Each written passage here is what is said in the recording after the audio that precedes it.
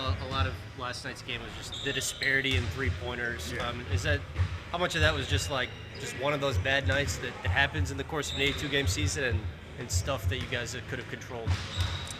I think it was a combination of both. It's there's some controllables that we didn't do a great job of, and you got to give Cleveland credit.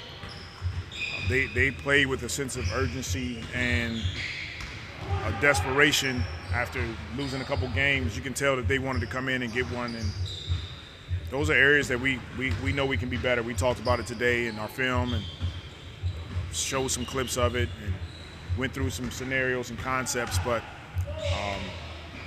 hadn't been our standard. But it's definitely games like that where it humbles you a bit and you got to get back to work. At the end of the second quarter there, you had Brandon guarding Jared Allen, 5. What did you think about those minutes at the end of the second quarter there with Brandon on Jared Allen? Y'all switched 1 through 5 there. I thought those minutes were solid. For most of the game, we had a hard time defensively getting them under control. They did a great job of moving the ball and 0.5, getting into the paint, kick out.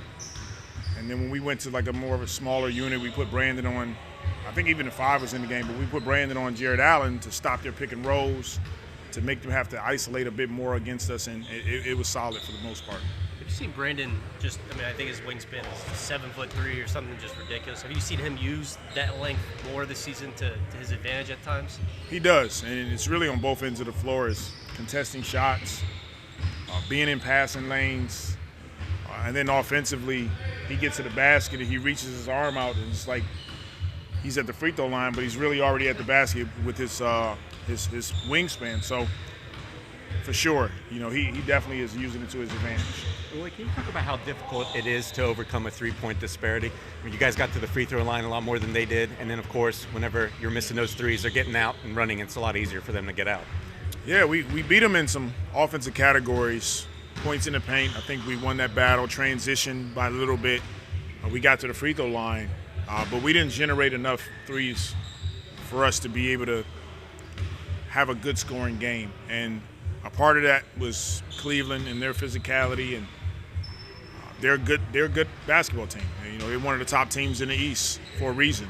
And a part of it was us. It was us not being as disciplined as we needed to be, not playing with the sense of urgency that we needed to, and we were fighting, against a really good team, but then also the natural is coming off a long road trip.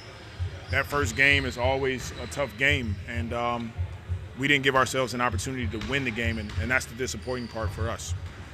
Willie, do you have an answer for why I think you're shooting 39.4% on the road from 3? At home, I think it's like 36.9, somewhere along those lines. Usually it's the other way around. I don't know. I don't have the answers for it, but we'll continue to hone in, focus. We got a couple games here at home that we want to get, and so we won't stay on that loss. We addressed it. We'll continue to move forward and get prepared for LA on Friday. There's a decent sample size of the lineup you've often been using to start third quarters of the starters plus Larry. Just what's your kind of evaluation of how that group has looked in the minutes this season? My evaluation is that we like how it looks.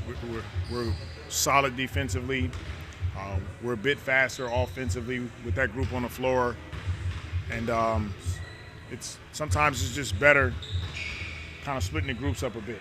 And we still want to get JV on the floor with some other groups that are better for him, but that's the mindset going into it. Our starters know that they haven't been as good as they know they can be, and so how do we mix and match the lineup so that we can put the best groups on the floor. And last night was just a low free throw game. And I know I asked you just about kind of the way games are being called right now. Like, did it feel like a physical one out there? Did the game feel physical? Yeah. Yeah, I thought it was physical. I thought they did a good job of being physical against us. We did get to the free throw line. We got some calls. I didn't think we did a good enough job of being physical on our end. And, that's where we'll continue to try to get better in those areas. Yeah, the three-point disparity was a big part of the game last night, obviously. Was that just one of those nights that happens during an 82-game season when the luck is in your favor? How much of it was stuff you guys could have controlled, do you think? Partially self-inflicted, but also it is the NBA. We play 82 games. They're not going to go right every single time. They took out the three in the game, and they generated a lot of threes themselves. So it's a simple math problem. If they take more threes and make more threes, they're probably going to win the game. Yeah, you guys had it down to 8 at halftime, and then I think it was 20 after 3 quarters. What just happened in the third quarter was like, they kind of pulled away, I guess. Yeah, I would just say it was attributed to, just not having enough pace and space in our offense and not playing with force. They took the aggression to us, and we did not, respond well to that. And Trey, can you talk about how difficult it is to play transition defense and all that when none of your threes are going down, and that's giving them running opportunities every time? Yeah, no, if you're missing. That's nice. I will say that's pretty cool. If you're missing threes a lot of times with long shots, so it's starting a fast break, and a lot of times it's an outlet pass almost because everybody's crashing the board, and when they're getting it there, have numbers in transition. So when you're missing threes, it's a lot tougher to get back. So just gotta hit shots. That's all it is. You don't feel like you need to change a game plan at all when you're having such an off night or anything? No.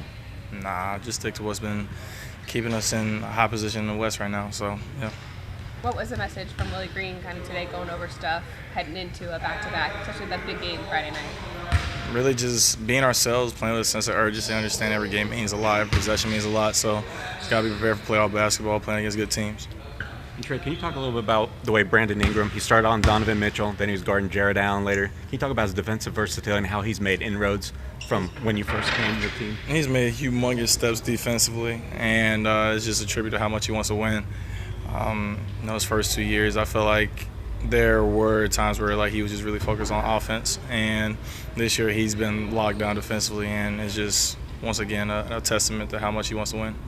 Yeah, with him, I guess, have you seen him this year? I think he's even talked about a little bit of just whatever the numbers are, but just doing the little things that have helped you guys stack up a lot of wins. No, absolutely. We can go back to the San Antonio game. Z doesn't get that layup if he doesn't get that block on. I want to say Sohan or Champagne, whoever it was that laid it up. And there's countless times that has happened during the year. And B.I. has taken those steps into becoming a two-way superstar.